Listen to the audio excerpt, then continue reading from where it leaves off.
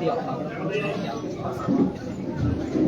आज की बैठक जो थी, आपको पता है कि पहले हमारा पार्टी का महापर्व मेंबरशिप अभियान चला था और उस अभियान के बाद हम लोगों ने सभी लगभग मंडल स्तर के संगठन, जिला के संगठन, ऐसा करते हुए हम लोगों ने संगठन बनाया। तो अभी पार्टी ने हम लोगों को सब जितने भी पार्टी के पदाधिकारी हैं और संगठन में प्रमुख पदों पर लोग हैं, नेता लोग हैं, सबको मंडल स्तर पर परिचय बैठक लेने के लिए भेजा था। उसी निमित्त में यहाँ आए और आपने भी देखा होगा कि आज मंडल के दोनों मंडलों के जयंती और ब्रजेश्वरी मंडल दोनों की कार्यकर्ताओं की जो टीम बनी है, मंडल अध्यक्ष से लेकर जो हमारी टीम का प्रारूप रहता है, महामंत्री, उपाध्यक्ष, सचिव और बाकी मोर्चे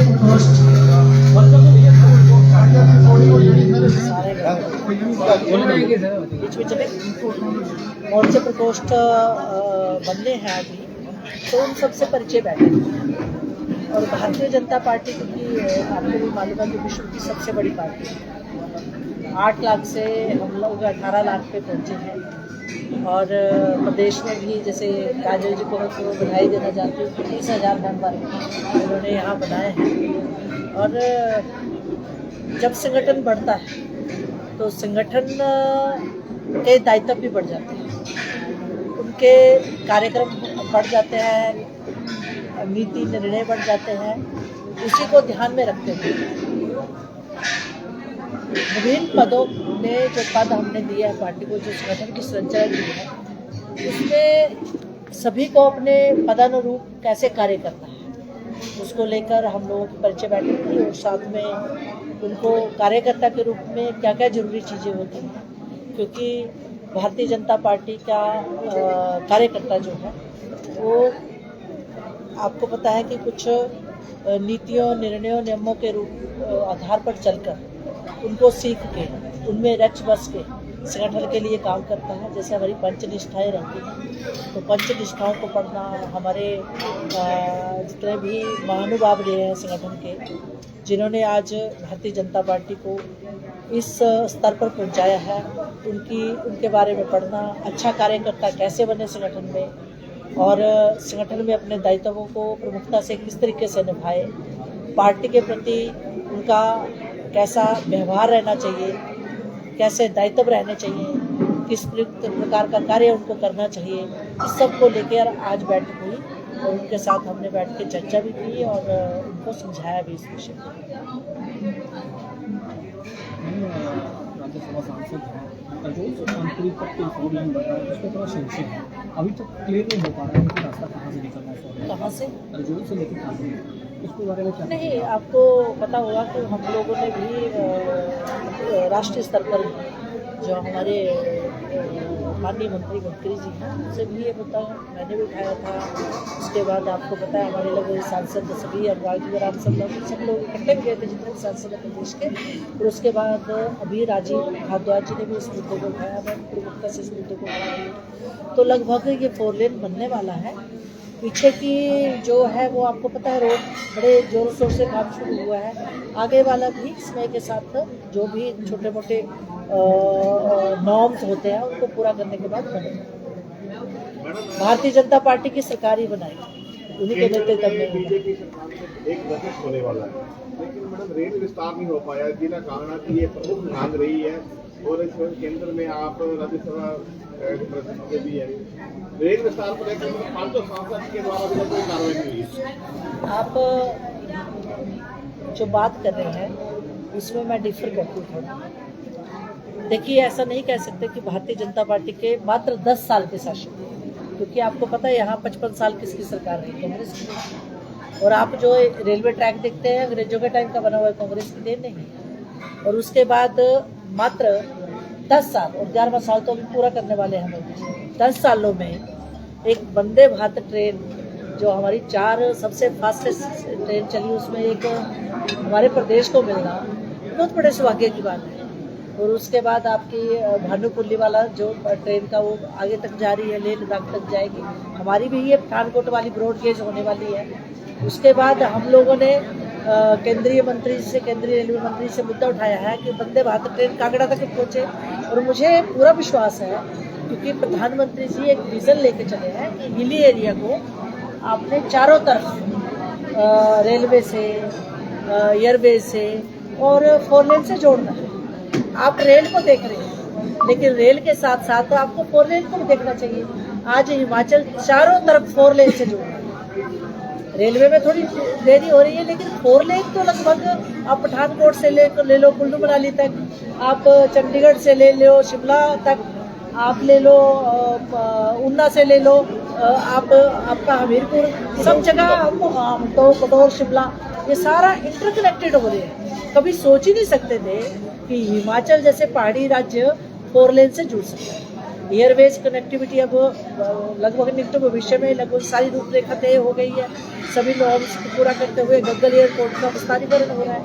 अब अप्रैल में इतनी सारी अलग और फ्लाइट्स आपको यहाँ बढ़ रहा है, एयरवेज का विस्तार हो रहा है, फ्लाइट्स और आने वाली हैं। हमारा थोड़ा वेदर कंडीशन रहती है, उसमें कई परिस्थितियाँ रहती है, लेकिन फिर भी एयरवेज को और प्रधानमंत्री जी एक विजन को लेके चले हैं कि जितने भी हिली राज्य हैं उसमें हर जिला में एक एयरपोर्ट बनना चाहिए, चाहे वो छोटे स्तर का हो, बड़े स्तर का हो, ताकि हेली टैक्सी से जोड़ा जाए हर किस्म से, चाहे एयरवेज हो, चाहे रोडवेज हो, चाहे रेलवे हो। रेलवे में भी 10 साल में जो भारतीय जनता पार्टी की सरकार ने किया, केंद्र सरकार ने जो किया, प्रदेश को दिया, मैं उसको बहुत बड़ा प्रदेश के लिए एक सौभाग्य की बात मानती हूँ। और बहुत हम लोग खुश हैं। निकट भविष्य में रेलवे का विस्तार प्रदेश में होगा, ये मैं विश्वास होगा।